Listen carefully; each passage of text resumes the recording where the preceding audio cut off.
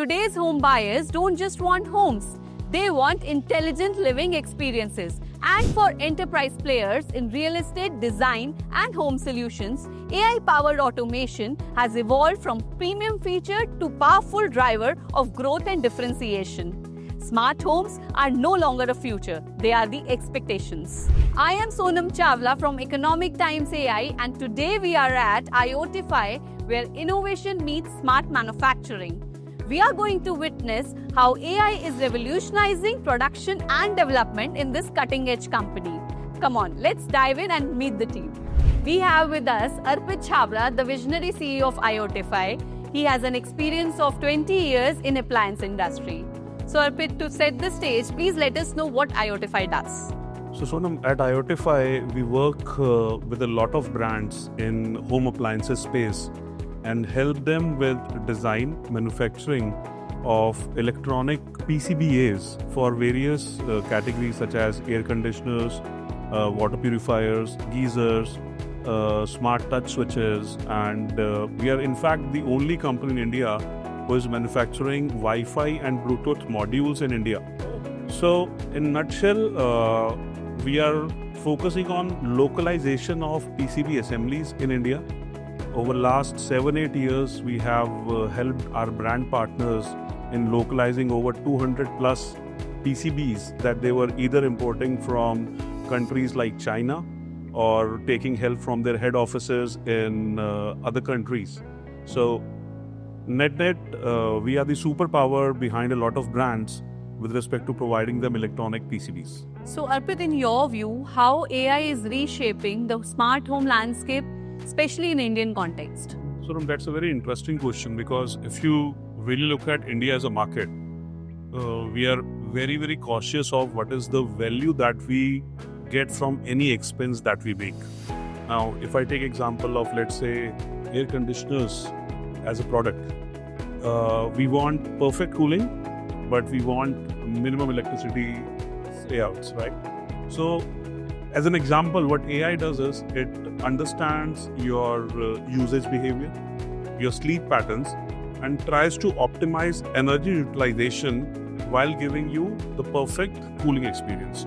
So this is one example. And if I talk about other stuff, for example, safety and security, with everyone, at least in tier 1 cities, having their CCTV cameras and IP cameras, there's a lot of intelligence that is going on the edge with respect to facial detection, with respect to motion detection, that actually makes you feel safe and secure. So all of this put together in various applications and use cases is shaping up the India's utilization of AI in smart devices. That's so good and insightful. Rather, when we hear it from you, we realize, like I realize, that our daily needs, our daily appliances are that smart, and we don't know the entire in-depth how the innovation works around it. So thanks for sharing it. So Arpit, how does smart manufacturing look like when AI is adopted in your process? So manufacturing is all about 4M. Okay. Man, machine, method, and material. Now, when we focus on Industry 4.0 and smart manufacturing, idea is to put a lot of intelligence on the edge itself to understand whether all the 4Ms are working efficiently to put together the quality standards that are expected by our brand partners and the end user who's going to use the products that we are manufacturing here for 10-15 years. So what happens is we have these edge points which detect whether the operator, that is the man, is doing the process, that is the method, properly or not. Okay. Where the material which is being used is of the expected quality standards or not. And the machines that we are using here are performing as per the expectation or not. By capturing all this data, we are able to identify any drift in quality that could impact the overall quality of the product. That sounds interesting. So Arpit, you have built your own manufacturing execution system. Yeah. So I would like to understand that what drove to that decision and how AI is playing a role in it. Sure. So basically, we developed this manufacturing execution system that we call Zeno, Okay. short form for Zen of Operations. Now, we evaluated a lot of off-the-shelf solutions, and we realized, nothing was actually fulfilling the expectations that we had from a system that works effectively and every time for us. So, being a technology company, I posed this question to my tech team. They rolled up their sleeves and created this beautiful system. Now, what happens is all of these are small computers that are running lightweight machine learning models. For example, this particular operation that is happening here, Okay.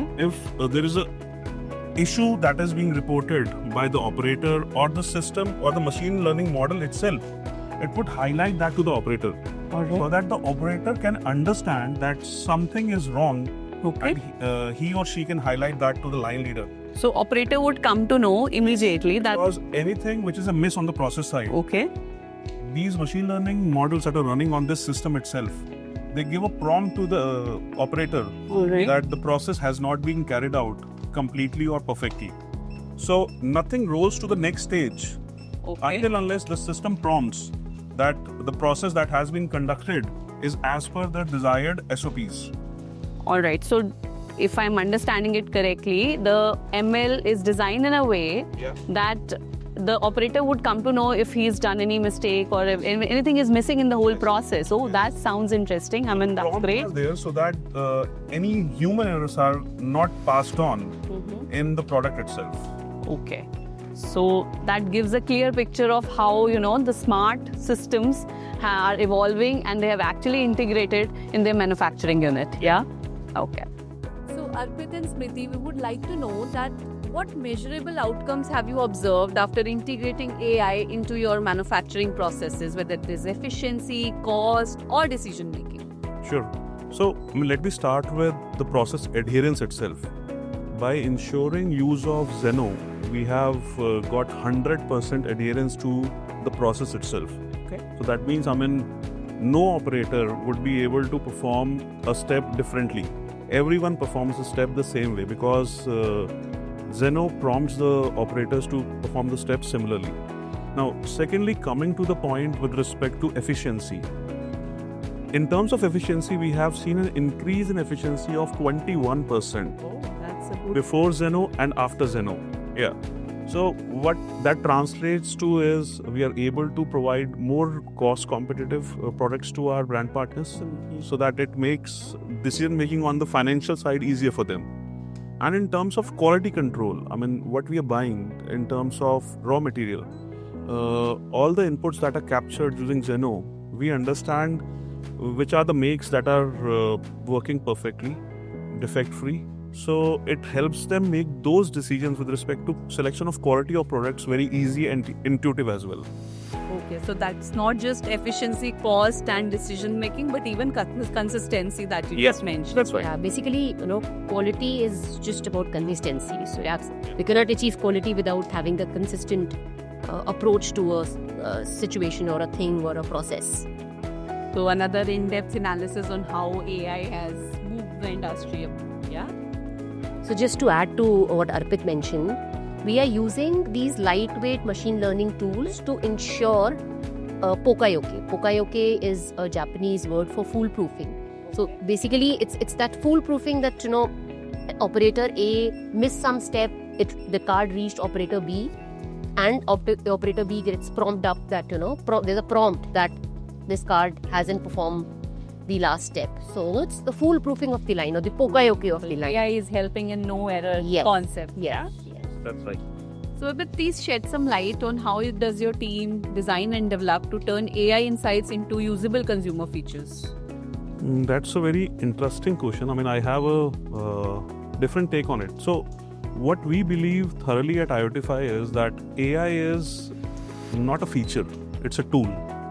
So, when we think of AI as a tool, what we really want to do is we want to leverage that tool to give something to the end user that gives the experience of wow. For example, what we do is on the mobile applications that we develop for smart devices, we analyze the trends, we analyze what is the user usually doing, trying to achieve in terms of a smart device which is there in his or her home. And now, basis the last experiences or last points that the user is trying to achieve, we're trying to automate and nudge the user so that they can actually get the stuff done in least possible time.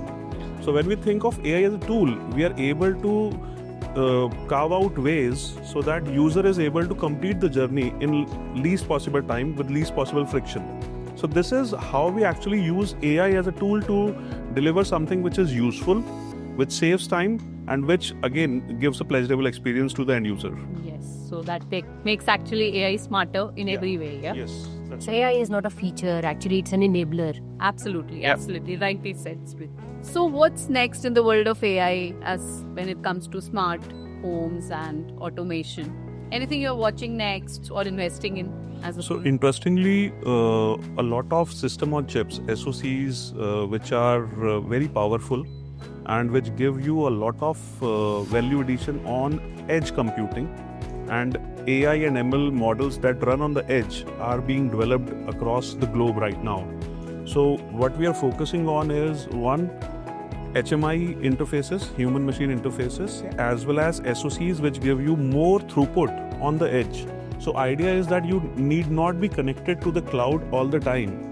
Something that can be done locally would be done by these powerful SoCs that are able to run machine learning models locally on the edge is something that we believe is going to bring the next big change in this ecosystem. Yeah. Okay. So now, would you share with our viewers like one AI limitation that a bit frustrates you and you are trying to tackle it, and how are you trying to tackle it? So I'll pick up the word frustration. Okay. It's not a limitation per se, but I would say there's a lot of skepticism among the end users that AI is going to do this, do that. AI is going to take away jobs. AI is going to manipulate how you do stuff. I believe, that's a misconception. If you really use AI as a tool, see, you can actually get stuff done faster, more efficiently, and that actually gives you delight. So my frustration is more about from the fact that people have started misconstruing what AI could actually do. Absolutely. So this is where I would like to sum it up. This is something which every viewer, every user is, fearing the future and how it is going to be in another 5 years. So yes, you rightly said that it is actually a bit of frustration in everybody's mind. Of course, See, from an engineering standpoint, when we try to develop anything which uses AI as a tool to deliver some real value to the end user, the frustration is that adoption does not happen because of some myths that are circulating in the market, or some concerns that users have. We are very, very open with respect to how we use the data, how we utilize that data to train the models, and no sensitive information, no user specific information is used to train the models. So I would just like to demystify that. Yeah, and that adds to the education for our viewers, for our users, for consumers towards AI. Because yes, as you said, a lot of myths around the information are still there. Yeah. So Arpit, would you share some advice for the startups who are trying to build AI-powered IoT software, especially in India? So, two set of advices. One, do not build anything that ends up being in the showcase. Build something meaningful. Build something that is loved by the end users. And two, when you are designing, keep manufacturability in mind, because if it is difficult to manufacture, again it ends up getting dust and becomes a problematic experience for the manufacturing guys. So these two set of advices I would have for the startups who are trying to build something in hardware related to AI. So that's such an experience coming out of the manufacturing unit and the founder himself, which surely motivates the startups who are juggling between the manufacturing and designing and making things beat. So that's a great advice. Yeah. So that was an insightful walkthrough of IoTify manufacturing unit, and now we are for a rapid fire round with Arpit Chhabra. So Arpit, one challenge that India must solve to become a smart manufacturing hub, and how AI can help it. So we need to focus on quality standards. We need to increase our appetite for quality. We need to define quality in a way that we start manufacturing world-class acceptable products. How AI can help? See, AI is going to act as a prompt towards everything that you do. whether it is about selecting the components, whether it is about making sure the procedures or the processes are being followed. So AI has a lot of role to play in ensuring that we manufacture for the world, not only for the Indian masses. Okay. And the next one would be like any AI myth that you feel is close to consumers for consumer devices, which needs to be busted and you would like to bust them. So the myth is that AI is always listening, AI is always tracking you. In reality, it is just trying to get some data which is anonymous so that it can actually create a better and pleasurable experience. One word that describes the future of AI in home automation. Human focused. Awesome. That was a great conversation with Arpit Chhabra and a good experience in IoTify, understanding the insights and innovations they are bringing to the table.